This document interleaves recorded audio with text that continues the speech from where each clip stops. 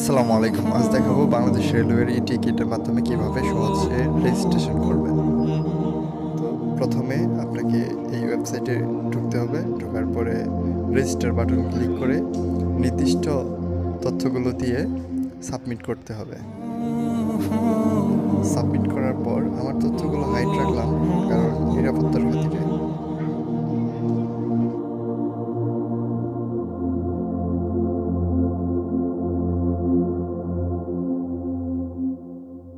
নাম্বারে OTP code আসবে। OTP কোডটা দেওয়ার পর আপনার অ্যাকাউন্ট সফলভাবে খোলা হয়ে গেছে। তারপরে পরবর্তীতে লগ ইন বাটনে ক্লিক করে টিকিট ক্রয় করতে হবে। পরবর্তী ভিডিওতে আমি সেটা দেখিয়ে দেব। সে পর্যন্ত চ্যানেলটি সাবস্ক্রাইব করে আমাদের সাথেই থাকুন। ধন্যবাদ।